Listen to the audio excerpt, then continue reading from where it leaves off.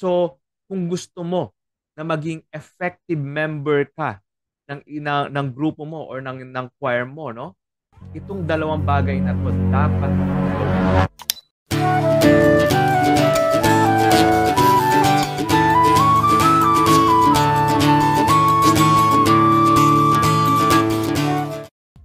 Good day, choir masters and choir members. Ray Santos again.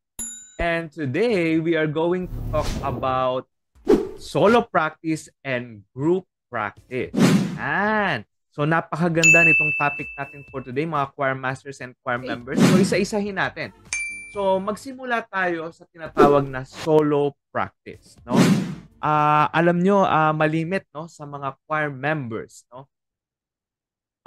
They will practice kapag doon sa tinatawag nilang group practice, na kung saan kasama na nila yung kanilang mga singers or kanilang mga members, no? Kasama na nila. So doon niya na pina-practice kung paano ba yung tono ko, no? Paano ba yung technique na gagawin namin, no? So doon niya na nire-review yun, doon niya na ginagawa, no? Now, the thing is that mas mahalaga or mas maganda siguro kung magkakaroon tayo ng tinatawag na solo practice. Yan. So ano ba tong solo practice? Yung solo practice na tinatawag natin is yung ikaw lang mag-isa, no? Pina-practice mo yung sarili mo. So for example, tenor ka. So, halimbawa, may practice kayo sa Friday. So, inaalam mo na ngayon kung ano yung pa-practicing nyo sa Friday. And then, ang ginagawa mo ngayon, nire-review mo na o inaalam mo na yung tono mo, no? Inaalam mo na yung tono mo para pagdating mo ng Friday, ready ka. Alam mo na yung tono mo. And at the same time, ito yung pangalawang mahalagang practicein. So, una yung tono, no? And then, pangalawa is yung technique na gagamitin mo. Okay. That is very, very important, no? Napakahalaga ng dalawang bagay na yon. So, ngayon kasi, no, malimit sa mga choir masters ngayon, no? Gumagawa na sila ng tinatawag na recording. No? And then, itong mga recording na ito is ipapasa nila sa kanilang mga choir members, no? And then ang gagawin nito mga choir members, pag-aaralan na nila, no? And then kapag naaral na nila, dapat pagdating natin sa practice, na tayo ng lahat, group practice na, kailangan alam mo na yun. Para si choir master, naglilinis na lang, polish na lang. Yan.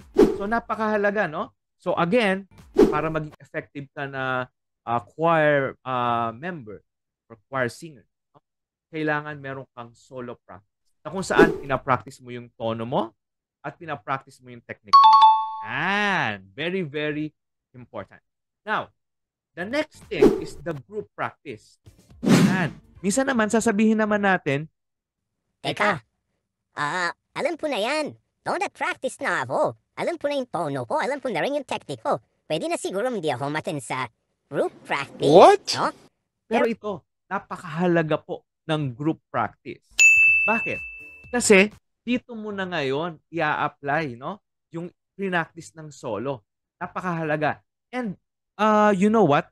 Pag sinabi nating choir, no, pag sinabi nating choir, napakahalaga po na kumakanta tayo ng sabay-sabay. No, diyan natin napapractice yung blending, diyan natin napapractice yung dynamic, no?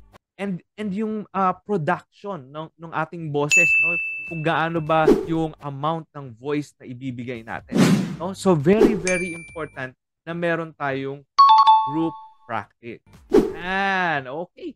So napakahalaga, solo practice and group practice. Kasi solo practice lang hindi effective. Bakit? Kasi sabi ko nga kanina, hindi mo napapractice yung blending, no? Hindi ka nakakapag-practice ng with the group.